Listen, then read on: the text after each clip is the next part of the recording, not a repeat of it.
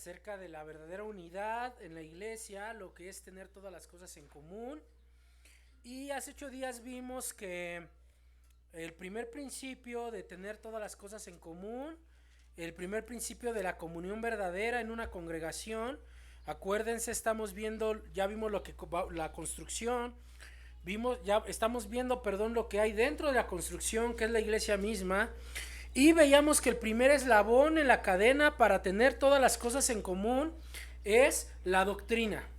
Si no hay una misma doctrina, la iglesia está dividida totalmente.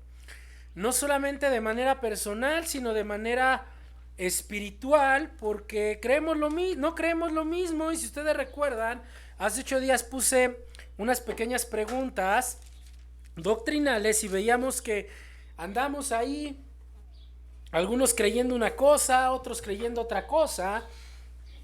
Es importante que tengamos un mismo sentir doctrinal, porque la doctrina es la base de la iglesia en cuanto a lo que cree, en cuanto a su alimento espiritual y su crecimiento teológico en Cristo. Entonces veíamos el compromiso de compartir una verdadera vida cristiana en la iglesia, y veíamos que primeramente debemos conservar la doctrina, queridos hermanos. Ese punto es muy importante. Hoy en día la mayoría de iglesias se están dividiendo, pero ¿qué creen? Que esa división inicia desde lo doctrinal. Siempre que haya una división, no solamente mediten en los problemas superficiales, en los que están encima. Váyanse al fondo y van a ver que el problema básicamente es doctrinal. Nosotros ya vivimos algo así. Queridos hermanos, y nos pudimos percatar, gracias al Señor, que el verdadero problema estaba en la doctrina, no en las personas. ¿Por qué? Escucha esto, querido hermano. Lo que tú crees como creyente es lo que va a definir tu manera de vivir como creyente. La teología que conoces es lo que va a definir tu comportamiento cristiano.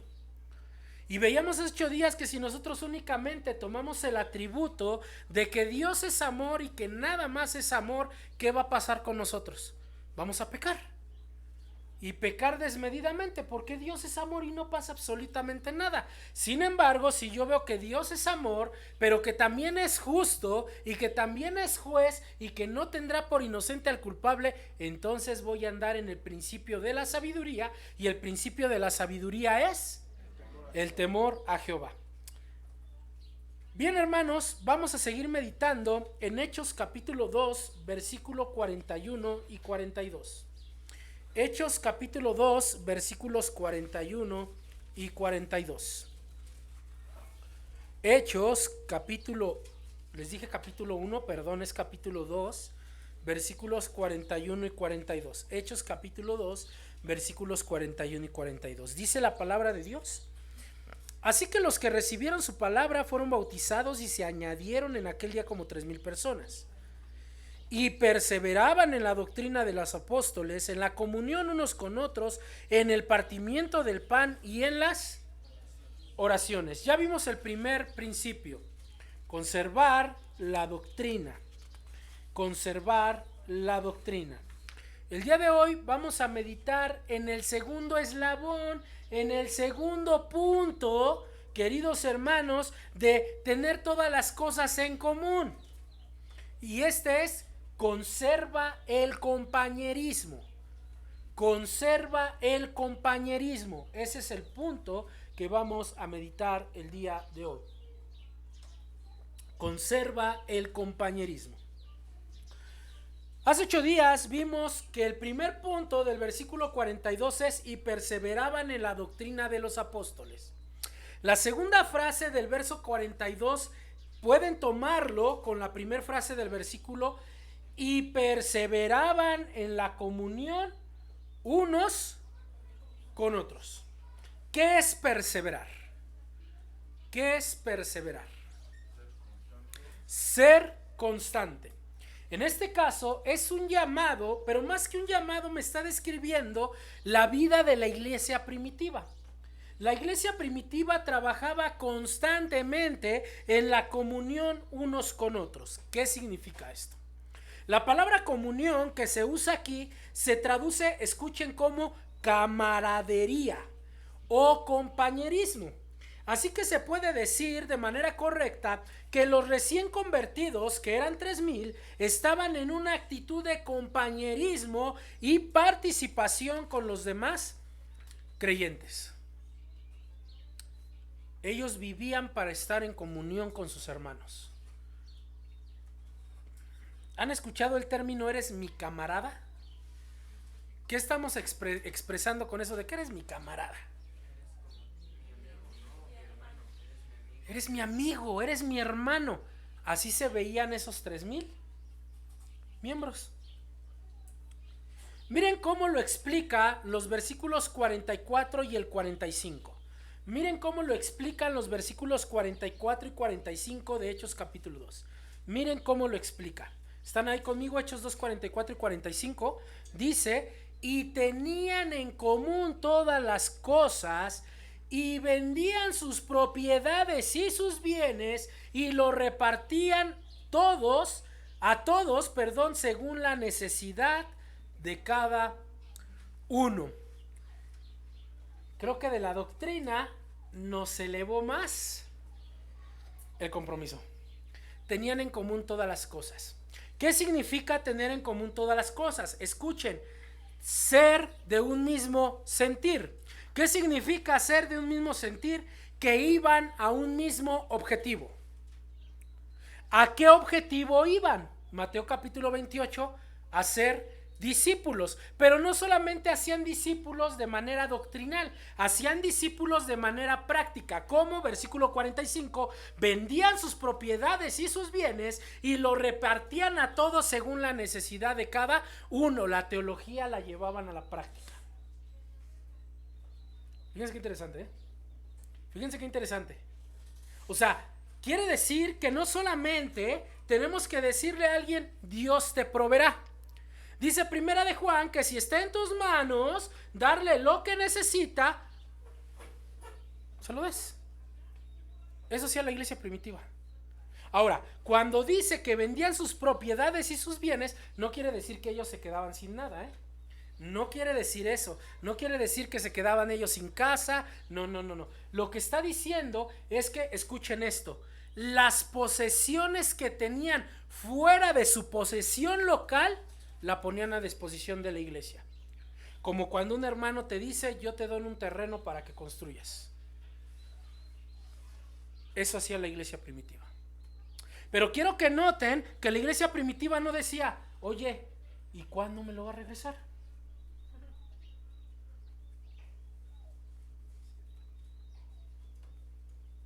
¿Qué hacían? Lo daban. Porque habían aprendido el principio del Señor Jesucristo de que te es mejor dar que recibir. Mateo capítulo 5, Lucas dice: da sin esperar a que te lo. Entonces mejor no doy. La iglesia primitiva no pensaba de esa manera. La iglesia primitiva veía la necesidad de sus hermanos y ellos lo atendían. Eso era compañerismo. Eso es ser camarada. Camarada es caminar hombro a hombro. Camarada es: estoy contigo en las buenas, en las malas, en las peores y en las fatales. Porque noten esto, queridos hermanos: es muy fácil estar con nuestros hermanos cuando les está yendo bien, ¿no? Pero voy a tomar a mi querido amigo Armando, pues le está yendo muy bien, tiene un muy buen trabajo, es jefe, me puede conseguir un puesto de gerente, así que me va bien con Armando. ¿Qué pasa cuando a Armando le empieza a ir mal? Ahí nos vemos. Gracias. La iglesia primitiva no tenía ese pensar. Porque ellos habían aprendido en Mateo capítulo 5, queridos hermanos, que si te pedían la túnica, les dejaras también la capa. Si te pedían ir 1 milla, fueras con ellos 2. ¿Quién hizo eso? ¿De quién lo aprendieron de manera práctica? Cristo. El Evangelio de Marcos nos narra que Cristo llega a Cafarnaúm. En Cafarnaúm lee las escrituras predica, perdón, lee las escrituras, sale de ahí, llega a la casa de Pedro, sana a la suegra de Pedro. ¿Por qué se quedan en silencio, hermanos? Sana a la suegra de Pedro, ella se levanta y lo sirve y Jesús dice, ahora sí me van a servir. No. Dice el Evangelio de Marcos que Jesús sale y se pone a sanar a todos los que le traían. El Señor Jesús va y descansa, y antes de que salga el sol, el Señor Jesús sale de la casa de Pedro, se va al monte a orar, van a buscarlo los discípulos y le dicen, la gente te está esperando. El Señor Jesús, cuando se negó a atender a alguien, Él mostró el verdadero sentido de compañerismo. Ustedes me llaman maestro y lo soy, pero ya no los llamaré más discípulos, ahora los llamaré amigos, porque el discípulo no sabe lo que hace su Señor. La iglesia primitiva había entendido correctamente esto. Por eso no dudaban en darlo. Por eso no dudaban en hacerlo, porque ellos sabían que el Señor Jesucristo había dado lo más preciado, su propia vida en beneficio de los demás, que por cierto no lo merecían. Somos muy dados a decir, le doy al que se lo merece. ¿El Señor Jesús hizo eso? El Señor Jesús se dio a los que no lo merecían. El Señor Jesucristo estaba muriendo por aquellos que lo azotaron, por aquellos que clavaron sus manos en el madero y por aquellos que lo escupieron, se burlaron y lo desfiguraron. El Señor Jesús estaba orando por ellos. Padre, perdónalos, no saben lo que hacen. El Señor Jesús daba sin mirar a quién. Eso es lo que aprendió la iglesia primitiva. Ellos tenían la disponibilidad de usar lo que tenían para ayudar a los hermanos que necesitaban. ¿Saben cómo se traduce la camaradería en este sentido? Amaban realmente a sus hermanos. Amaban realmente a sus hermanos. ¿Y saben quién nos va a explicar esto? El apóstol Juan. Vayan a Primera de Juan, capítulo 3, versículo 16 y 17. Primera de Juan, capítulo 3, versículo 16 y 17. Vayan ahí, querida iglesia. Primera de Juan, capítulo 3, versículo 16 y 17. Miren lo que dice la palabra de Dios. En esto hemos conocido el amor.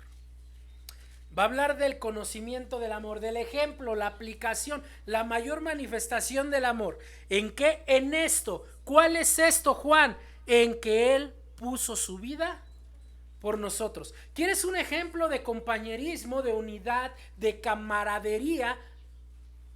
Él puso su vida por nosotros. En esto conocemos el amor. Ahí se manifestó el verdadero amor. En que Él se dio por los demás. Repito, querida iglesia, ¿lo merecía? ¿Lo merecíamos? Para nada, pero ahí se conoce el verdadero amor. Ahora noten la invitación de Juan.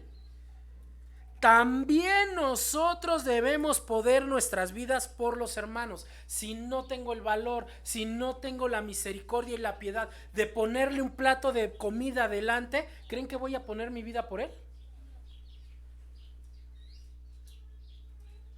Fíjense la estatura que nos está poniendo Juan. Él dio su vida. Hazlo. Pero si me cuesta acercarle un vaso de agua, ¿creen que voy a poner mi vida por él? Yo puedo decir, sí, yo sí lo hago. ¿En serio? Déjenme poner esta ilustración antes de seguir explicando este texto. Hay una ilustración que cuenta que el Señor Jesucristo fue a ver a un hombre rico. Es una ilustración, no es canónica, no es inspirada por Dios, pero ilustra esto. Y le dijo, mañana iré a comer a tu casa.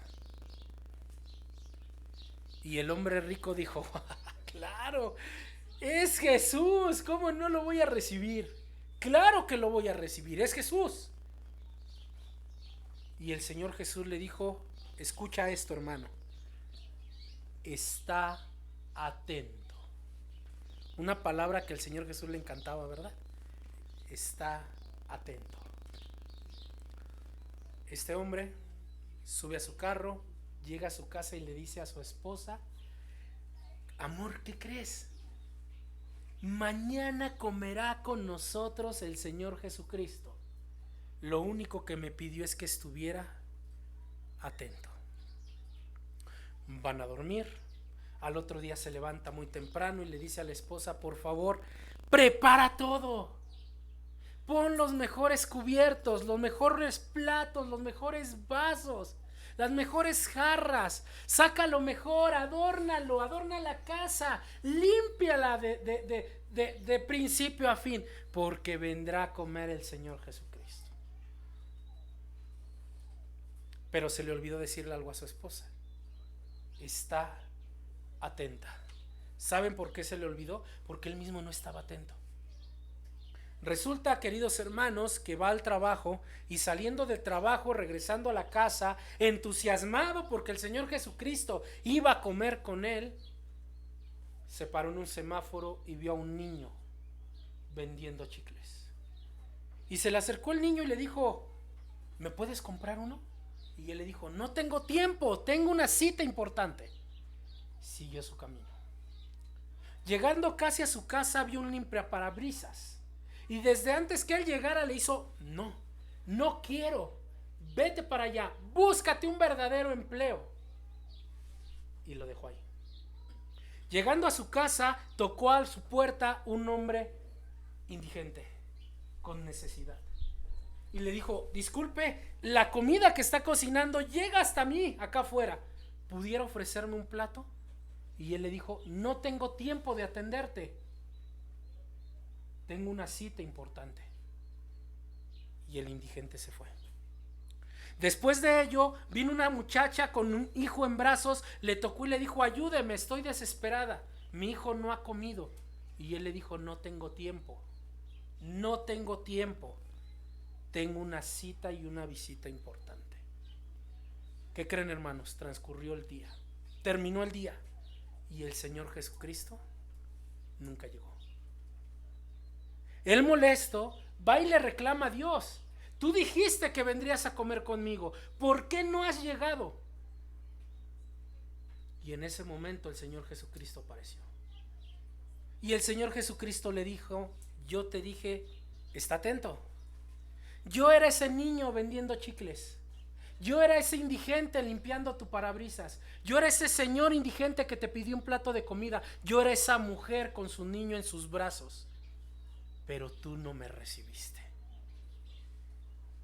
¿Dónde está eso en la Biblia? Vayan a Mateo capítulo 25.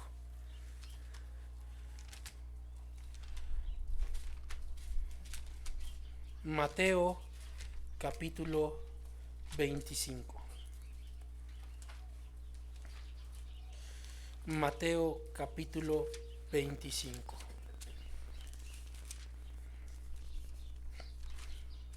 Y vayan por favor a los versículos. Vamos a leer a partir del versículo 34. Entonces el rey dirá a los de su derecha: venid, benditos de mi Padre, heredad el reino preparado para vosotros desde la fundación del mundo. Porque tuve hambre y me distes de comer, tuve sed y me diste de beber, fui forastero y me recogisteis, estuve desnudo y me cubristeis, enfermo y me visitasteis, en la cárcel y viniste a mí. Entonces los justos le responderán diciendo: Señor, ¿cuándo te vimos hambriento y te sustentamos, o sediento y te dimos de beber? ¿Y cuándo te vimos forastero y te recogimos, o desnudo y te cubrimos? ¿O cuándo te vimos enfermo o en la cárcel y vinimos a ti? Respondiendo el rey les dirá: de cierto os digo que en cuanto lo hiciste con a uno de estos mis hermanos pequeños, ¿qué dice, hermanos? A mí me lo hiciste. Con este pensamiento regresen a Primera de Juan. Con este pensamiento regresen a Primera de Juan, capítulo 3, versículo 17. Versículo 16. También nosotros debemos poner nuestras vidas por los hermanos. Pero el que tiene bienes de este mundo y ve a su hermano tener necesidad y cierra contra él su corazón, ¿cómo morará o cómo mora el amor de Dios en él? Es exactamente lo que el Señor Jesucristo está describiendo.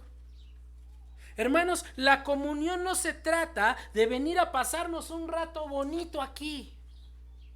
La comunión se trata de lo que ofreces a tus hermanos allá afuera. De eso trata la comunión. De eso trata el verdadero compañerismo. Porque es muy fácil dar aquí, hermanos. Puede ser hasta por apariencia. Nosotros no lo sabemos. El verdadero compañerismo se vive afuera cuando ves a tu hermano caído y en vez de patearlo, lo levantas. A eso se refiere Hechos 2, cuando dice que perseveraban en la comunión unos con otros. Pastor, pero yo los visito. Ajá. Pero como dice Pablo, me temo que no se reúnen para lo mejor, sino para lo peor. Porque comunión también tiene que ver con cuidar a tus hermanos que no están presentes en el momento que tú estás hablando mal de ellos con otros hermanos. Eso no es compañerismo.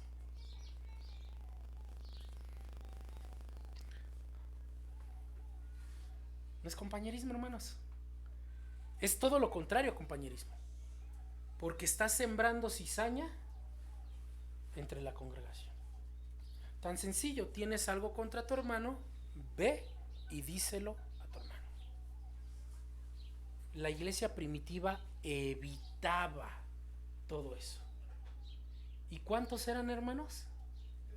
3,000. 3,000. Por eso impactaban tanto a los inconversos. ¿Cómo 3,000 personas pueden llevarse tan bien? Una sola respuesta: Jesucristo. Claro. Así que, amados, Dios ha obrado mucho en esta iglesia. En lo que llevamos, Dios ha puesto manifestaciones amorosas en nosotros. Dios ha ayudado a los enfermos. Dios nos permite bendecir a otros. Ha habido preocupación los unos por los otros. Pero ¿sabes qué, hermano? No es suficiente. No es suficiente. Porque acuérdense que Satanás sembró cizaña dentro de la iglesia. Espérate, hermano, no voltees a ver a los demás. Te estoy hablando a ti. Yo puedo ser esa cizaña.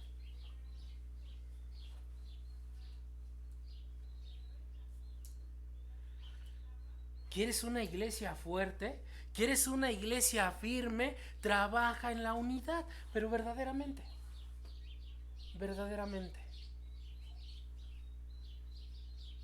Se cuenta de dos hombres que iban caminando por algún lugar y el uno le pregunta al otro: oye, ¿ya comiste? Y el otro le dice: no. ¿Por qué no has comido? No tengo para comer. Y el otro le dice: mira, ¿qué te parece? Tengo 20. ¿Te late 10 y 10?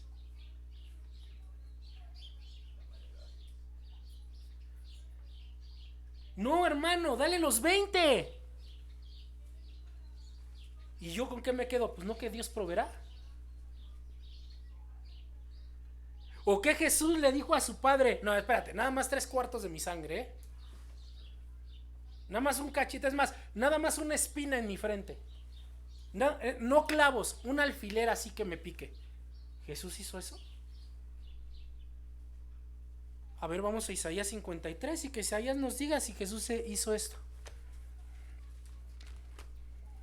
Vamos a Isaías 53. Vamos a ver qué dio Jesús. ¿Qué dio Jesús? Isaías 53.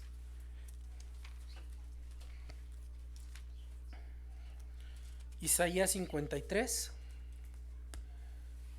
versículo 4.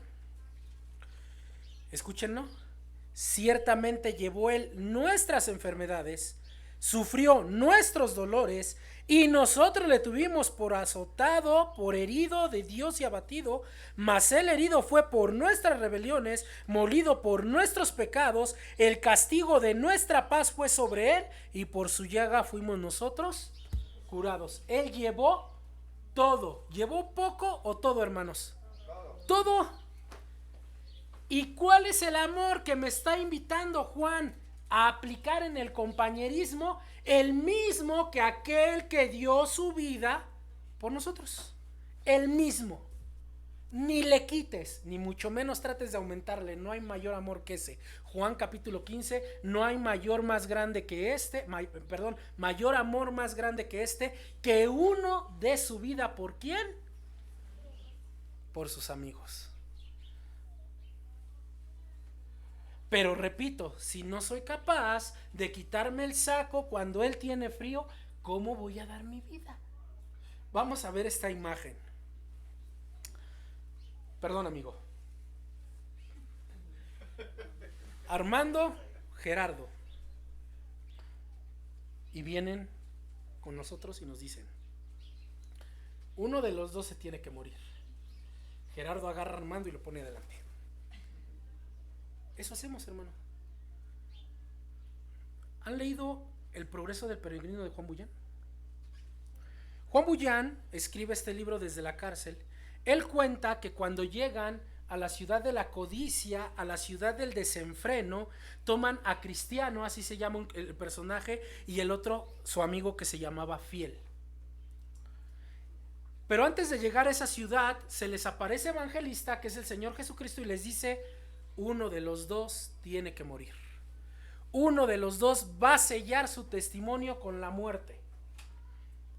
Llegan a esta ciudad de la vanidad, van en contra de lo que se vive en esa ciudad, los apresan, los enjuician y dicen, tienen que morir. Y Fiel dijo, Cristiano, te hablan.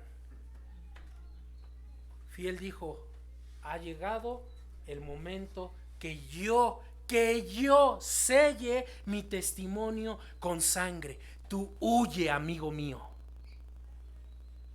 Juan Bullán escribe esas palabras desde la cárcel. ¿Por qué creen que estaba en la cárcel? Por su testimonio, por Jesucristo. Ese es el verdadero compañerismo, hermanos. Ese es el verdadero compañerismo. Cuenta la historia que apresan a Pedro, apresan a su esposa y les dicen, van a morir crucificados. Y Pedro dice, no merezco morir como mi Señor, crucifíquenme de cabeza. Pero pasó algo. Primero crucificaron a su esposa.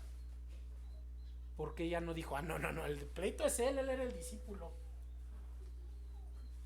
Porque su esposa quería ir fiel, no con Pedro, sino con Jesucristo, demostrando que era el verdadero compañerismo. Nosotros, hermanos, yo creo que no es cierto, ¿no? A ti o a tu esposa, ahí está. No, hermanos.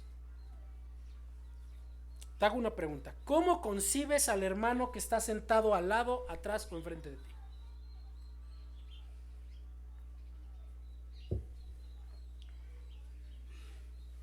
Sí, ese que te dice te voy a visitar y tú dices, ay Señor, mejor que no venga. Sí, ese. ¿A ese cómo lo concibes?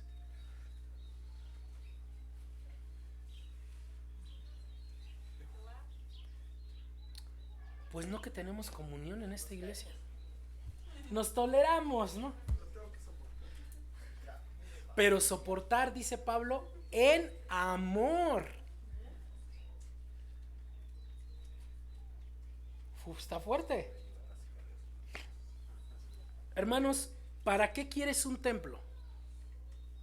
¿Para estarnos peleando por el inmueble? ¿Para no sufrir de frío nada más?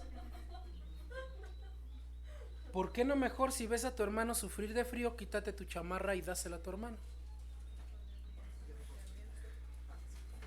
Así que ya no construimos templo. Hermanos, debemos seguir trabajando en ello, debemos fortalecernos más en una comunión práctica. Es tu familia. Pero a veces replicamos lo de afuera en el de adentro. Pues si es mi familia, si con mi familia de afuera no me llevo. No, hermanos, esta es la verdadera familia en Cristo, donde todos me hacen sentir como en mi casa. Pero pastor, de su casa lo corrieron hace mucho. ¿Se dan cuenta, hermanos? Esa es la verdadera comunión. Quiero hacer una pregunta, no me contestes, no le hagas así, por favor. ¿Cómo andas en la comunión con tus hermanos?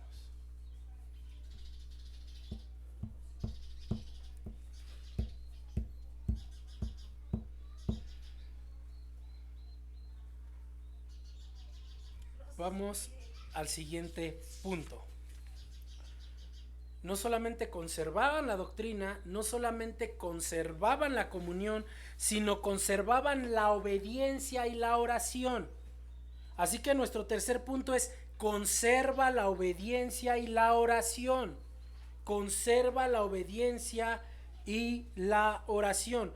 La tercera parte del verso 42 de Hechos capítulo 2 dice, vamos a leerlo con la primera parte: y perseveraban en el partimiento del pan y las oraciones. Otra vez, se empeñaban, ponían manos a la obra en el partimiento del pan y las oraciones. El versículo 46 de Hechos 2 me explica este versículo.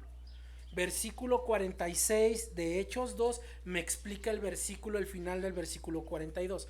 Dice: y perseverando unánimes cada día en el templo y partiendo el pan en las casas, comían juntos con alegría y sencillez de corazón. A eso se refiere el final del versículo 42, cuando dice que en el partimiento del pan y las oraciones, que perseveraban unánimes cada día, ¿dónde? En el templo, y partiendo el pan, ¿dónde? En las casas, comían juntos con alegría y sencillez de corazón. Ya no inviten al pastor porque se come todo. ¿Se dan cuenta? El partimiento del pan, queridos hermanos, parece referirse a la Santa Cena, que es un mandamiento para todos los cristianos. Permítanme explicar rápidamente. ¿En qué consiste la comunión por la obediencia en la Santa Cena? No se refiere por el hecho de estar juntos tomándola, ya que saben, se puede compartir la Santa Cena del Señor y sin embargo la iglesia no estar en comunión. De hecho, nosotros venimos de un lugar así. Perdón, pero era la verdad. Cuando era la Santa Cena, todos juntitos. Terminaba la Santa Cena y decíamos, pero no revueltos, cada quien tiene su papel. Y cada quien se iba por su camino. De hecho, tomábamos la Santa Cena enojados o peleados con otros hermanos. ¿Sí o no? No, aquí sí me contesten. Aquí sí contéstenme.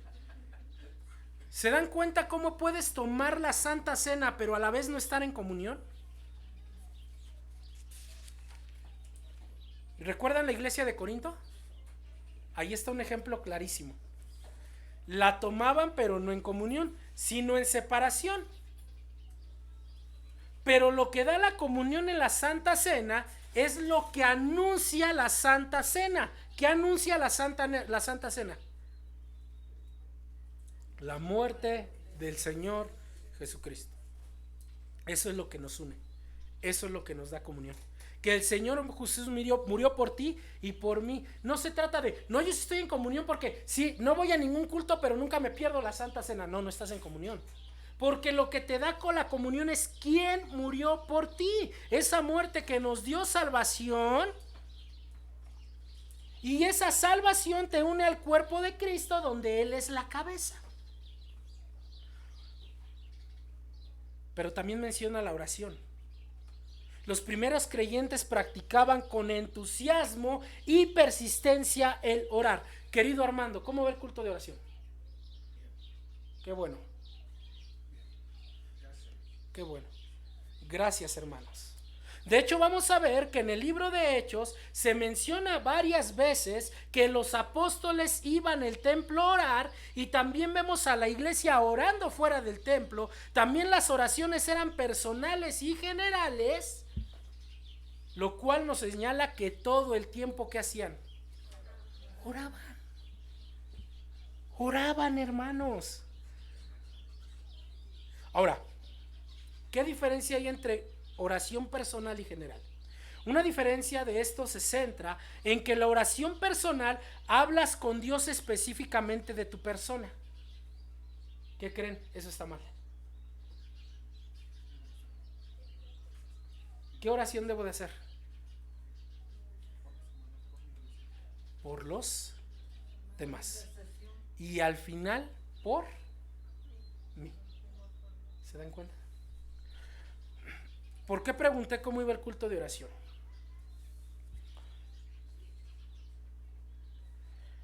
¿Han hecho oración de pura gratitud? ¿De pura alabanza? ¿De adoración? ¿Sí? Correcto. Correcto. Les voy a pedir un favor. Antes de que digan, escríbanme sus peticiones, que les escriban primero por qué alaban al Señor. Y que se centren en el Señor. Padre nuestro que estás en los cielos, se los enseñé desde aquí, santificado sea tu nombre, vénganos tu reino, hágase tu voluntad en la tierra como en el cielo. Y hasta después de todo eso le dice, el pan nuestro de cada día, dánoslo hoy.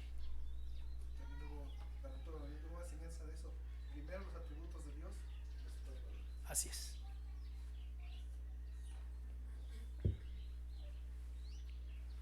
Noten, hermanos, la cena y la oración nos unen en un cuerpo, nos hacen uno solo. Esto es maravilloso. Así que si quieres tener una iglesia en comunión, debes de participar en la obediencia y en la oración. La iglesia se sujeta al pastor, el pastor se sujeta a la iglesia. Así funciona según 2 Tesalonicenses. No, el pastor es un tirano con la iglesia, pero tampoco el pastor es un empleado de la iglesia. ¿Y saben qué va a pasar? La iglesia va a funcionar. Pero si le quitamos uno de estos 4 eslabones, la cadena está rota. ¿Y qué creen que pase? Prepárate para una división más.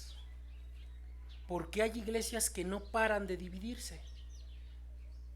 Hermano, ya llevamos como 15, vamos por la 16ª, no te preocupes, te voy a hacer tu vals. ¿Por qué, hermanos? Porque uno o más de uno de estos eslabones no existen y no aprendemos. Es que no entiendo por qué llevamos una tras otra. Pues porque no aprendes. Ahora, como en toda cadena, siempre hay un broche que la cierra. Siempre hay un broche que la cierra. ¿Quién creen ustedes que sea ese broche? Jesucristo. El broche de oro. Jesucristo. Hermanos, ¿quién gobierna esta iglesia? Entonces es gobierno de Cristo, doctrina, comunión, obediencia, oración. Se ha cerrado la cadena. ¿Y saben qué va a pasar? Lo mismo que dice Hechos capítulo 2. Y el Señor añadía cada día a los que habían de ser salvos. ¿Quieres que el Señor nos siga añadiendo personas que sean salvas? Yo creo que todos vamos a decir que sí. Cierra la cadena. Usa la cadena, ponte la cadena, luce la cadena. Pero quiero que noten esta parte para terminar del versículo 46. Cada día. No dice el fin de semana. No dice el miércoles de oración. No dice el viernes de estudio de Apocalipsis. ¿Qué dice? Cada día. Y entonces sí, prepárate que el Señor, para que el Señor añada a los que han de ser salvos.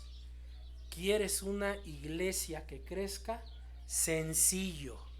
Que Cristo te gobierne, persevera en la doctrina, persevera en la comunión, persevera en la obediencia, persevera en la oración y Él da el crecimiento. Vamos a orar. Señor, gracias.